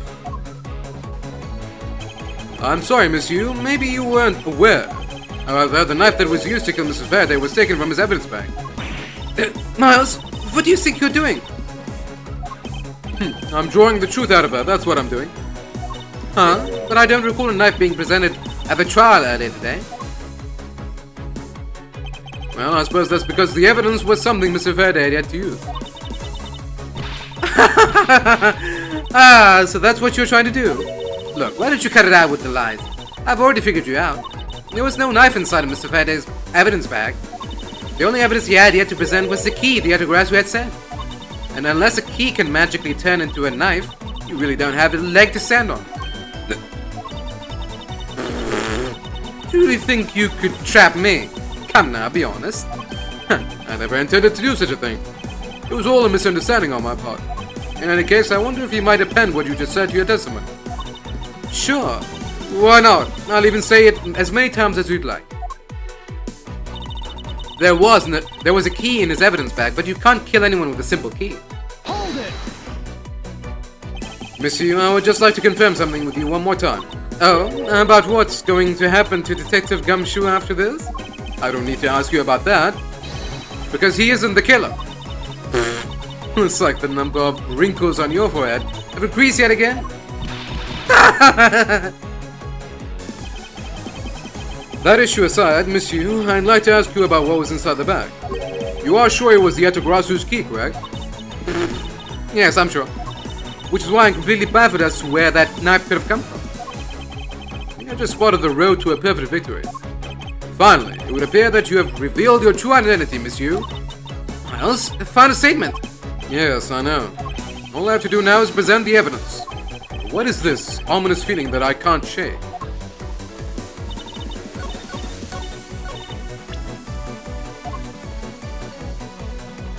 Objection! Miss Yu, I wonder if you might take a look at this photo for me. This is a picture of the key the Yeaeaeaeaeah sent to the police. However, while it may look like a key at first glance, it, in fact, has the secret ability to transform into a knife. Which means that what was inside Mr. Faraday's bag was both the Yeaeaeaeaeah's key and the murderer's knife. You knew that the key was inside Mr. Faraday's bag, did you not? Yes. Well, with the Yeaeaeaeaeah's key alone, it's more than possible to kill Mr. Faraday. Do you understand now? Just knowing of the existence of the Yeaeaeaeaeah's key...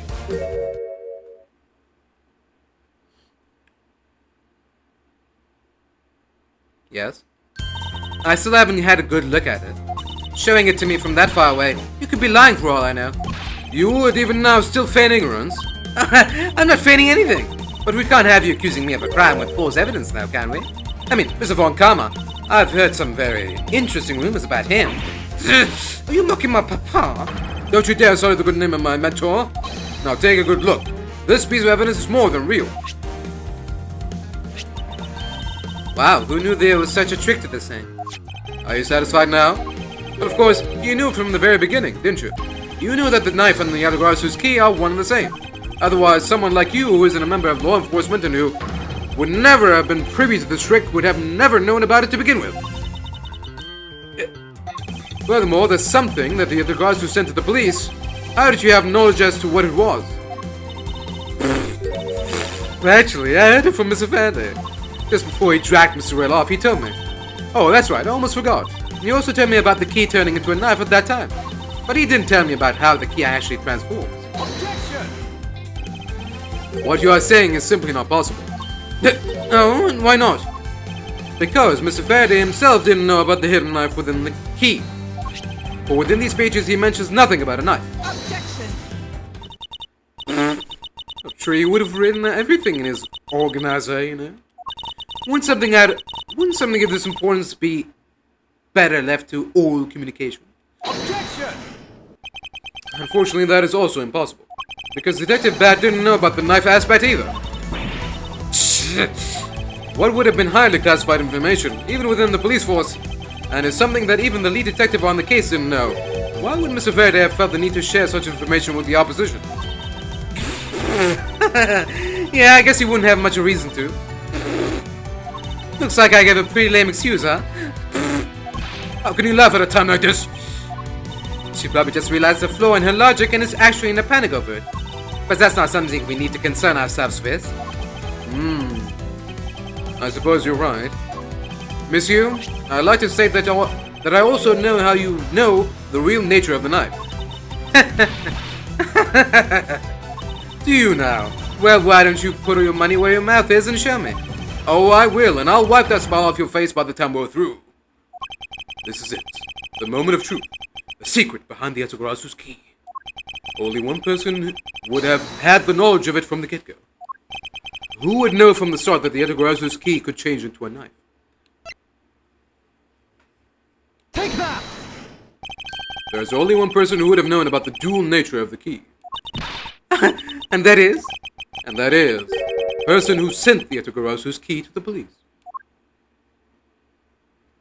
That is to say, the Yeaeaeaeaah herself.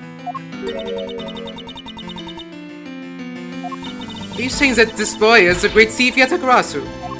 Miss Yu, you used Mr. Rel to lure Mr. Faraday into a trap, didn't you? You who profess to bear a grudge against criminals. Why? Why do something like this?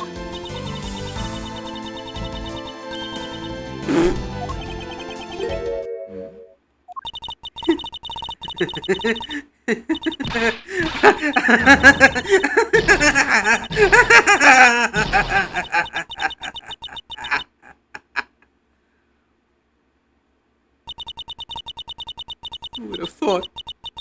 You! Stupid rookie prosecutor! See through me! You're sending the biggest chill down my spine right now, Edgewell. This feeling of thrill. It's even greater than when I sneak into some place. You! You killed Faraday? Why? Answer me, Callisto, you!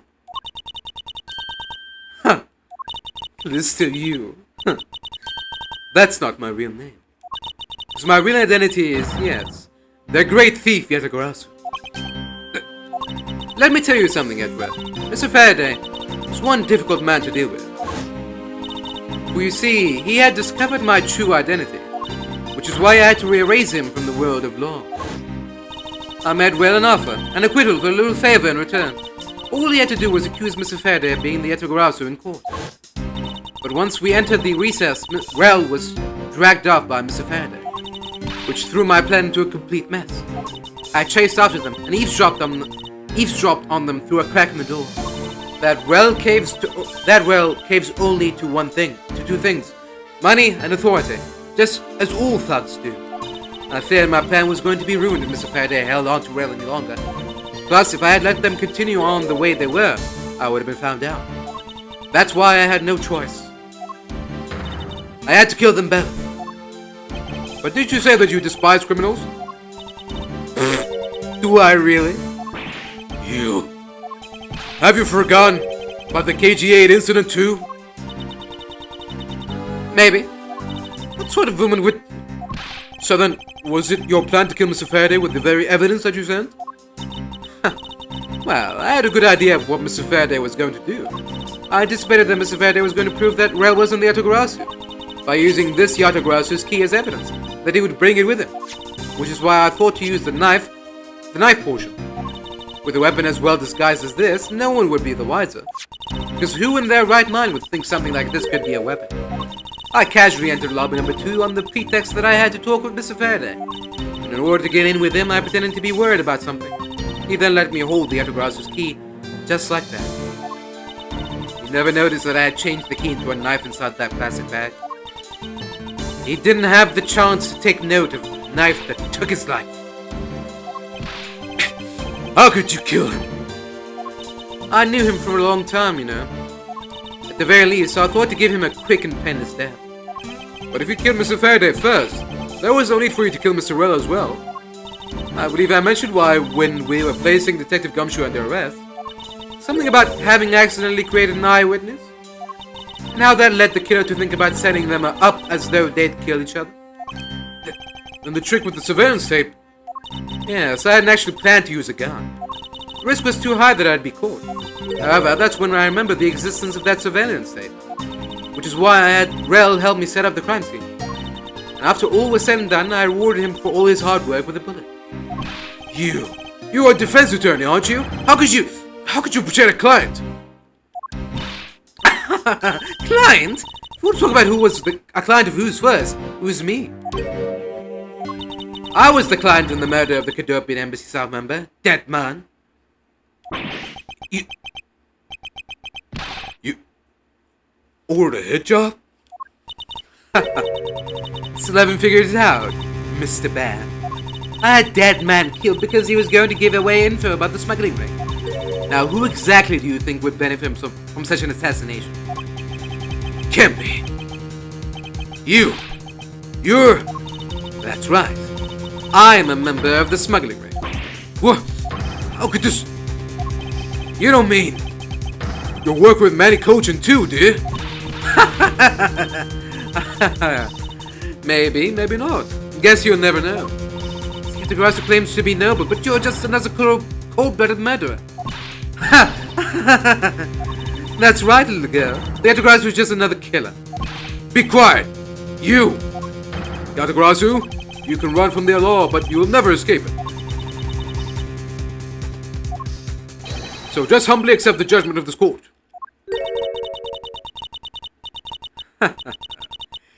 Hey, Edgeworth. Did you know Yeaeaeaeaeaah has 3 legs? Do you know what that is? No? Well, let me tell you. It means that the Yeaeaeaeaeaah has more than one razor-sharp way to do her work.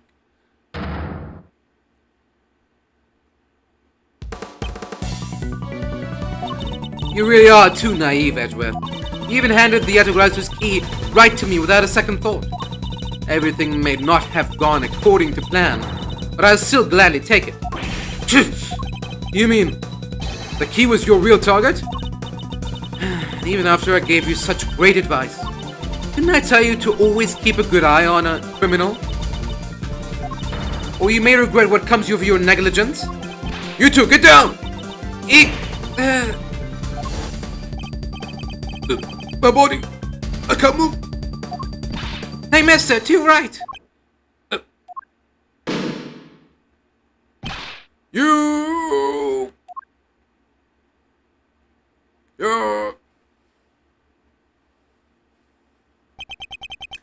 Are you alright, Francesca? I'm perfectly fine, Miles. Her voice is shaking, but it looks like she's unharmed. Where did Kay go? That's a gunshot. Is it? Could be a balloon. Or it could be another surveillance tape. Surveillance tape. September 10th, 7 p.m. District Court, Quorum number 3. Oh, what? Oh. Sorry, but it looks like she got away. I called the precinct. They should have a perimeter set up soon. Detective Bad, are you alright? I heard a gunshot. I'm okay. Just got another hole in my jacket. They say he's fine, but he looks quite shaken. More importantly, boy, I mean, Mr. Edgeworth, Miss Von Karma, are you two hurt? I'm absolutely fine. I'm also alright, thanks to Kay. Speaking of Kay, where is she? I don't know. Just sort of disappeared. I'll go look for her. Oh, and hey, Detective? Detective Gumshoe? Yes, sir. Detective Bad, sir. I'm sorry I doubted you. Don't worry, sir. It's not your fault. Well, I lied to you guys too, after all. I heard about what happened. From Kay.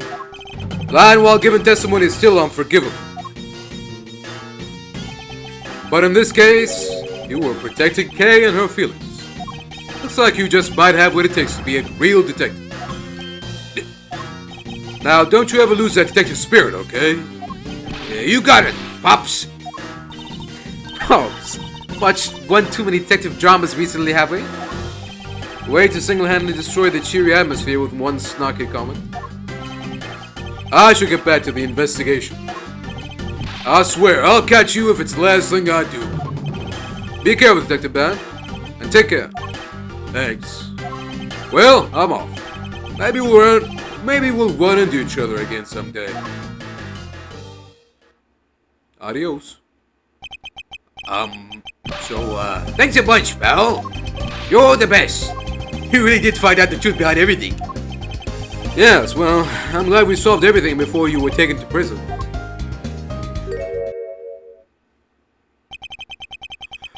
Can't believe how much trouble I caused you with my testimony, Detective Gumshoe. I was no problem, really. I mean, I lied too, so I didn't help anything. It's really not your fault, Your Honor. Well, even if we didn't have his honest testimony, I think that lawyer would have found another way to get you convicted on her behalf. Yeah, I can't believe I was about to get fired during my first week as a detective. Well, so long as you're not fired, you should work hard, give all that you have, and perform your duties well. Oh, and one more thing. Kay left a present for you with me. She did? Ooh, what is it? What was that Kay left for me? A proof of their friendship? Take that! It's a Korai special Swiss roll. Can I really have it? Yeah, it's a present meant for you, after all. Thanks a bunch. You have no idea how happy this makes me, pal. I'm gonna eat this right now. Sure, go ahead. Swiss rolls Detective Gumshoe and Kay bought together. While the one Kay saved never reached her father, it would appear that her sentiments have touched the hearts of this detective. He's so happy, it's as though he's having a welcome back celebration of his own. Well, I was asked by Kay to give it to him. Whoop, that was good, pal. I can't believe I got to eat 2 of these delicious things in one day. It's like I'm in Swiss roll paradise or something.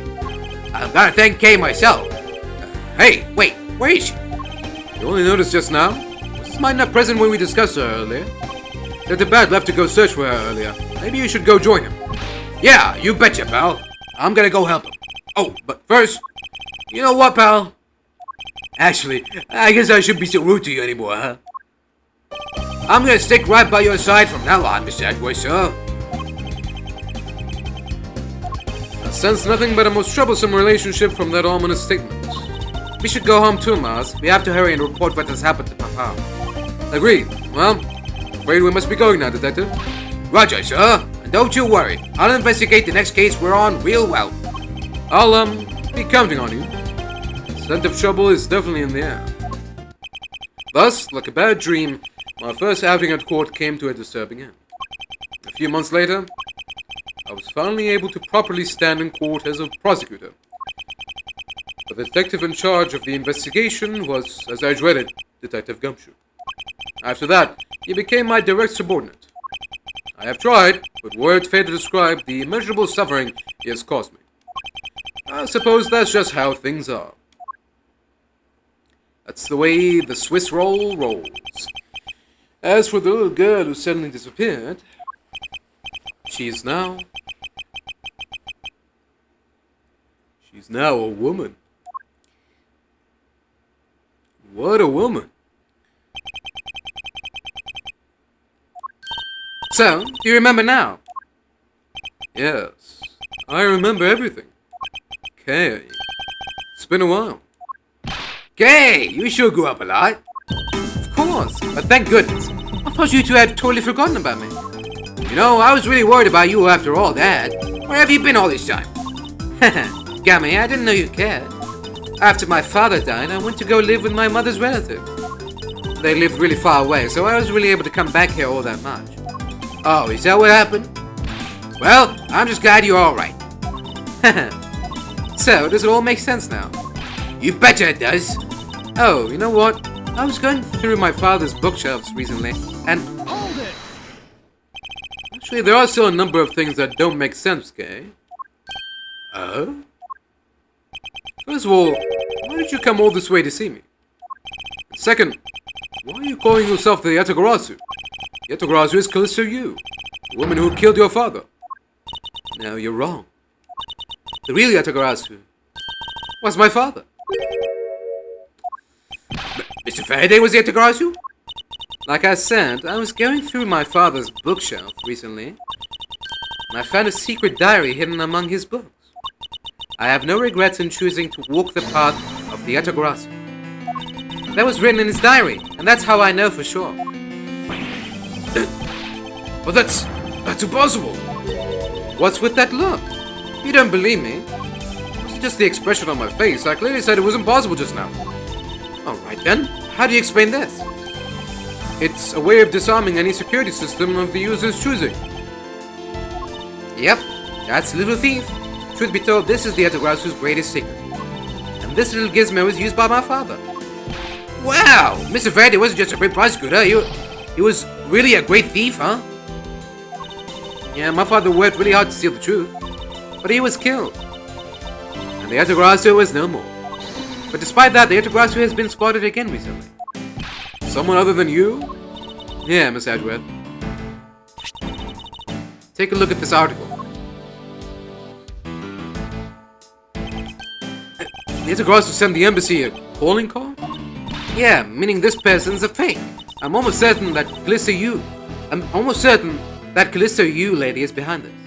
Because the real Yeaeaeaeaeaah would never send something like a gaudy card out. The Yeaeaeaeaeaah did send a white card along with anything to be publicized. That's what Detective Bad told me 7 years ago, if memory serves.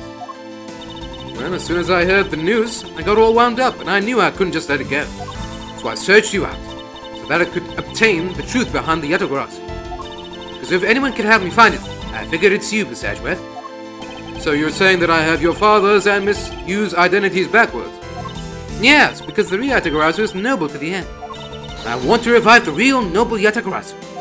If I don't, my father will never be able to rest in peace. Okay. Hey, you're so honorable. I don't care what anyone else thinks, I'll always be here to cheer you on, pal. Even if you are honorable, a thief is a thief. And if you're plotting to commit a crime, then I'm afraid I can't be complicit. Mr. Edgeworth.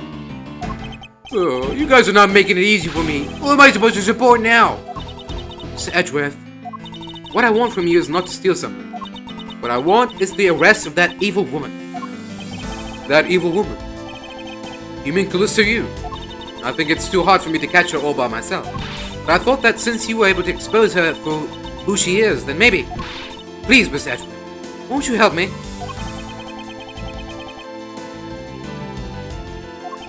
Come to think of it, I do believe I owe you. Huh? Owe me for what? When Miss Hugh made her escape, it was you who saved my life. Furthermore, you helped me with the investigation today. I am not so rude as to leave favors unrepaid. Then you mean... Yes. That case has been weighing down on my soul ever since that fateful day. Perhaps the time has come to settle things once and for all. If you don't intend to sully your hands in a crime, then I believe I can help you. Mr. Edgewood, thank you. Yeah, Mr. Edgewood, sure. Isn't that great, Kay? Yeah, it sure is, Gummy. Even though he had completely forgotten about her until just now. What is with their chummy relationship? The great thief Yeaeaeaeaeaeah. After all that time, the true identity of the thief sank back into the darkness. Ben Faraday, Callisto Yu, and Kay Faraday. The phantasmagorically changing identity of the great thief Yeaeaeaeaeaah, and the Yeaeaeaeaeh's real goal. It would all come to light the day after I made that promise to Kay. The end.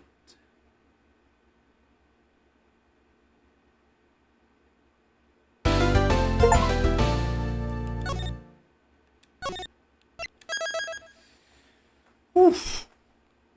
Alright then, another case down.